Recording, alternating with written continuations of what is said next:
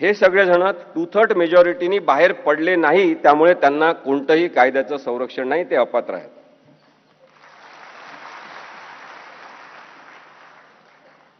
आता पॅराग्राफ 5 जो आहे या कायद्याचा, त्याच्यामध्ये एक्सेप्शन्स दिलेले आहेत की कोणत्या परिस्थितीत अपात्र ठरणार नाही. त्याच्यामध्ये आता मी जे सांगितलं तेच लिहिलेलं आहे, पण एक महत्त्वाचा मुद्दा त्याच्यामध्ये आहे आणि तो आपण राहुल नार्वेकर यांच्या बाबतीत लक्षात घेतला पाहिजे.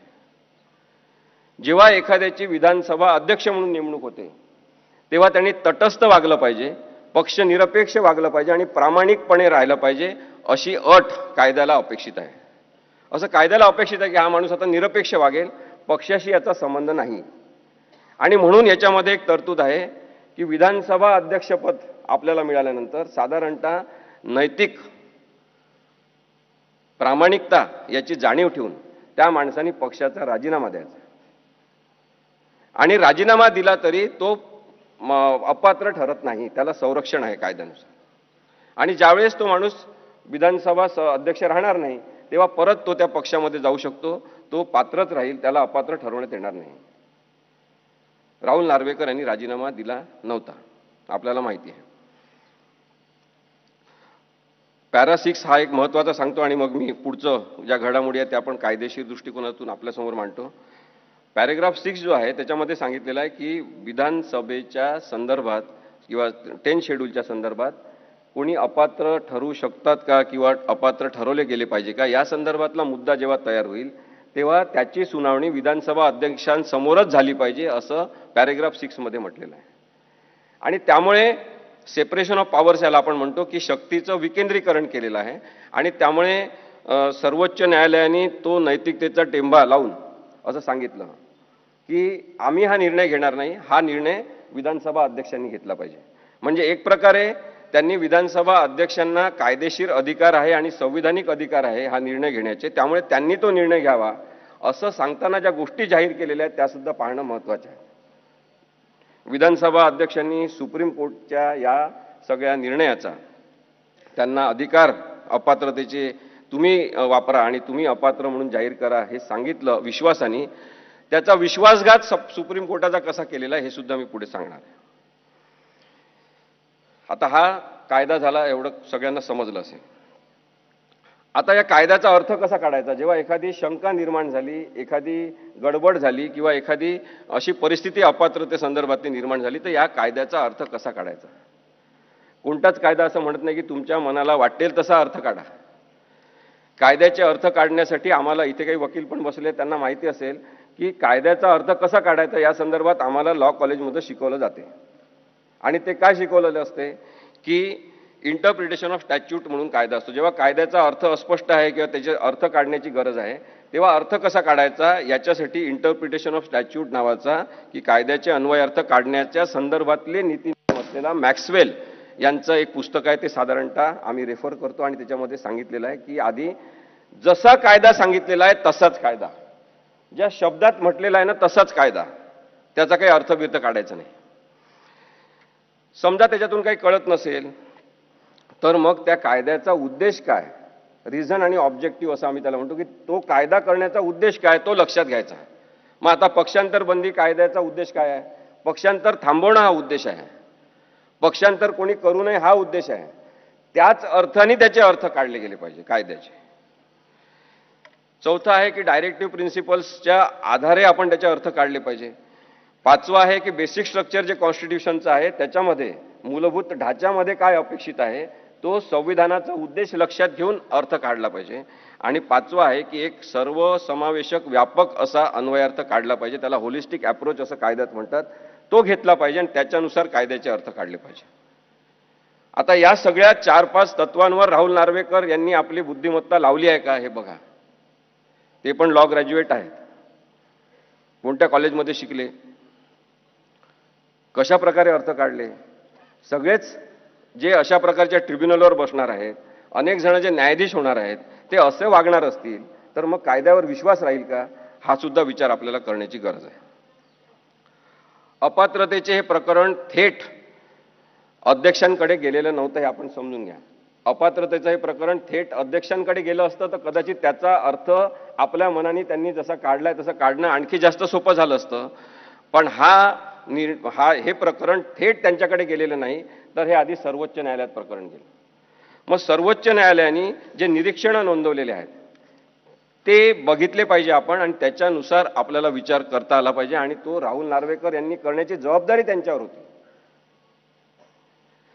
सर्वोच्च न्यायालयाने सांगितलं की अध्यक्षांचा निर्णय, म्हणजे राहुल नार्वेकर हे जे अध्यक्ष झाले त्यांनी जो निर्णय घेतला आणि त्याच्यामध्ये शिवसेना आपले ते एकनाथ शिंदे यांना लीडर म्हणून मान्यता दिली, तो निर्णय बेकायदेशीर आहे असं 123 नंबरच्या परिच्छेदामध्ये सुप्रीम कोर्टाने म्हटलेलं आहे. 156 नंबरच्या परिच्छेदामध्ये म्हटलेलं आहे सुप्रीम कोर्टाने की इलेक्शन कमिशन ऑफ इंडियाने काही निर्णय दिला ही केस सुरू असताना, आणि त्याच्यानंतर हे अध्यक्षांकडे प्रकरण गेलं असेल तरी इलेक्शन कमिशन ऑफ इंडियाने जो काही निर्णय दिला असेल, शिवसेना कोणाची, धनुष्यबाण कोणाचं, याचा कोणताही प्रभाव स्वतःवर न ठेवता अध्यक्षांनी निर्णय घ्यायचा आहे. परिच्छेद 206D याच्यामध्ये सांगितलेलं आहे की विधिमंडळ पक्ष व्हीप नियुक्त करू शकत नाही. विधिमंडळ पक्ष म्हणजे कोण? निवडून आलेले आमदार. ते ठरवू शकत नाही व्हीप कोण आहे. त्यांनी स्पष्टपणे सांगितलं की मूळ राजकीय पक्ष व्हीप नेमू शकतात. अध्यक्षांनी ओरिजिनल राजकीय पक्षांनी नियुक्त केलेलाच व्हीप मान्य केला पाहिजे. 111 आणि 110 परिच्छेद जे आहेत सर्वोच्च न्यायालयाच्या निर्णयाचे, त्याच्यात त्यांनी सांगितलं की 10व्या परिशिष्टाच्या संदर्भात निर्माण झालेला अपात्रतेचा राजकीय पक्षाने म्हणजे उद्धव ठाकरे यांनी नेमलेला व्हीप कोण, त्या आधारेच निर्णय झाला पाहिजे. एवढं स्पष्ट सांगितलेलं आहे. 119वा परिच्छेद, मी थोडंसं हे कायदा काही खूप इंटरेस्टिंग करता येत नाही, पण आपल्याला आज या न्यायालयामध्ये हे समजून घ्यायचं आहे. खरं तर एकनाथ शिंदे, नंतर राहुल नार्वेकर, त्यांच्या मागे एक ताकद म्हणून उभे असलेले देवेंद्र फडणवीस यांनी हा कायदा फार इंटरेस्टिंग केलेला आहे. पण त्या घडामोडींच्या पलीकडे कायदा आपल्याला समजून घ्यायचा आहे. त्यामुळे आपण हे समजून घेतलं पाहिजे की 119व्या परिच्छेदामध्ये काय म्हटलेलं आहे की 3 जुलै 2022 रोजी भरत गोगावले यांना अध्यक्षांनी शिवसेनेचा व्हीप म्हणून मान्यता दिली. तो निर्णय बेकायदेशीर आहे असं सर्वोच्च न्यायालयाने सांगितलं. त्यांनी कारण दिलेलं आहे, कारण एका फुटलेल्या गटाने केलेल्या ठरावाच्या आधारे नियुक्ती हा राजकीय पक्षाचा निर्णय नव्हता असं सांगितलेलं आहे. 122वा परिच्छेद आहे, त्याच्यात त्यांनी म्हटलंय की अजय चौधरी यांना राजकीय पक्षाने लीडर म्हणून मान्यता दिली. याबाबत 21 जून 2022 रोजी उपाध्यक्ष जे होते कार्यरत त्यांना शंका घेण्याचं काहीच कारण नव्हतं, कारण की उद्धवसाहेब ठाकरे यांच्याच सहीने एकनाथ शिंदे यांची सुद्धा नेमणूक झालेली होती. त्यामुळे अजय चौधरी यांना राजकीय पक्षाने लीडर म्हणून नेमणूक केली, त्याला त्यांनी जेव्हा उपाध्यक्ष असलेल्या व्यक्तीने मान्यता दिली, तो निर्णय बरोबर होता असं सुद्धा सर्वोच्च न्यायालयाने सांगितलेलं आहे.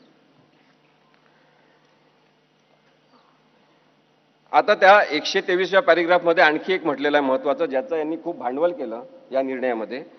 तो भाग आहे की 22 जून 2022 रोजी एका गटाने केलेली नियुक्ती व ती मूळ राजकीय पक्षाची इच्छा नव्हती. अध्यक्ष राहुल नार्वेकर यांचा एकनाथ शिंदे यांना गटनेता म्हणून मान्यता देण्याचा निर्णय बेकायदेशीर आहे. याच्यामध्ये त्यांनी हा शब्द वापरलेला आहे की एका गटाने केलेली नियुक्ती राजकीय पक्षाची इच्छा नव्हती.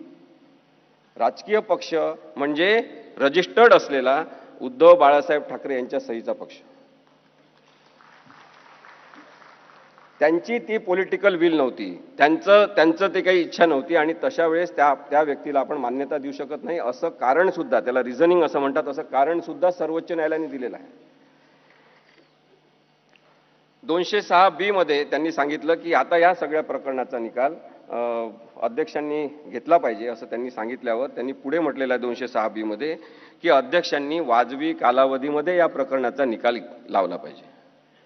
वाजवी कालावधी म्हणजे रिझनेबल टाइम. रिझनेबल टाइम काय असेल याच्या संदर्भातले 2-3 केसेसचे पुरावे देण्यात आले न्यायालयामध्ये. त्याच्यामध्ये त्यांनी सांगितलेलं होतं की साधारणतः 3 महिन्याचा कालावधी हा वाजवी कालावधी असू शकतो, त्यापेक्षा जास्त कालावधी लागायला नको. माझं तर वकील म्हणून असं म्हणणं होतं तेव्हापासून की हा निर्णय तर जसं आपण ते मॅगी फूड तयार करतो ना, पटकन टाकलं की मॅगी तयार, तसा तयार असलेला निर्णय होता. पण केवळ संविधानिक तरतुदीनुसार अध्यक्षांनी जाहीर करायचा आहे अपात्र कोण आहे, त्यामुळे त्यांच्याकडे तो निर्णय सोपवण्यात आला होता. पण त्यांनी त्याच्यामध्ये खूप मोठ्या प्रमाणात राजकारण केलं, जे संविधानाला आणि 10व्या परिशिष्टाला अपेक्षित नाही. राहुल नार्वेकर यांना पुढे करून राहुल नार्वेकर यांच्या मदतीने राजकारण करणारे सगळेजण लोकशाही द्रोही आहेत.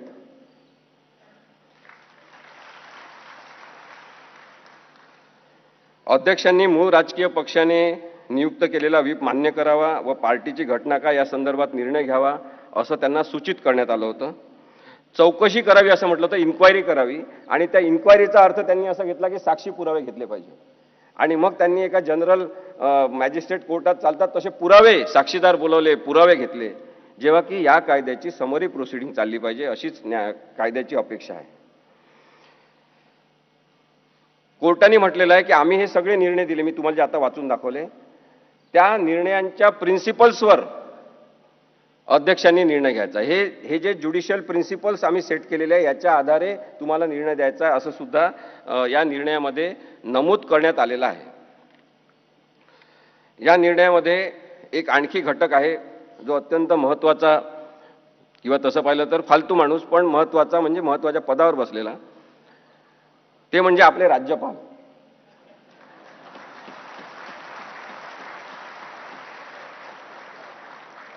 न्यायालयाने दुःख व्यक्त केलं आपल्या सगळ्यांतर्फे, सगळ्या भारतीय नागरिकांचं दुःख व्यक्त केलं आणि सांगितलं की घटनात्मक पद असलेल्या राज्यपाल पदावर बसलेल्या एखाद्या माणसाने लोकशाही मार्गाने स्थापन झालेलं सरकार उलथवून टाकण्यामध्ये सहभाग घेणे अत्यंत दुःखद आहे.